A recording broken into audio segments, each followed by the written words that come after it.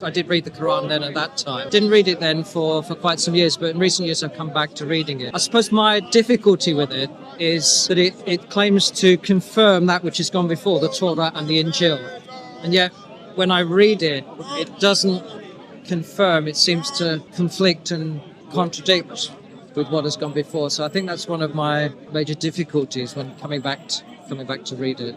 Oh, so you're saying your issue with Quran is the fact that it conflicts with the Bible, yeah? Yeah.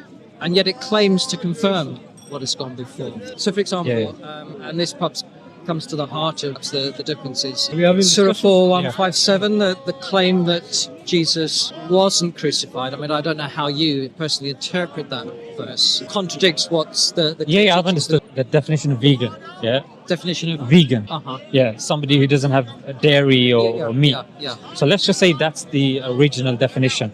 Over time, people start incorporating other things into it. They start maybe saying, look, you can eat meat, but you can eat meat on Tuesdays. Yeah. And then dairy, you can, like, you have to make it, you have to really like thin it out, and adding these extra rules. So if a person then makes this claim that, look, what I'm going to do, we're going to go back to the original. Yeah. And the original is that you don't eat dairy, you don't eat meat. So I guess the same applies over here as well.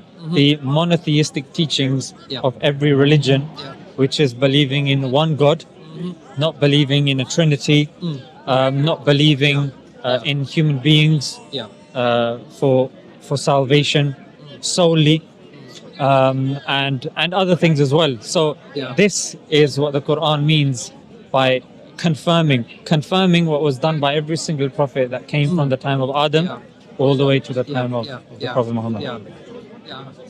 But it seems to me a lot of the concepts that are there in the Torah are not...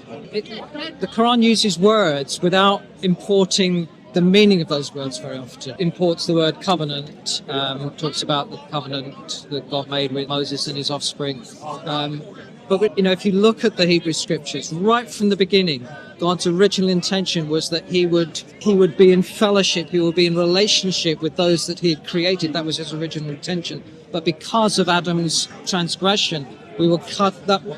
There was that separation, so that God is constantly coming to his people in the Hebrew scriptures, so that when we come to the New Testament, the incarnation to me is not a surprise. It's part of that whole redemptive narrative, and that whole redemptive narrative seems to be missing in the Quran. So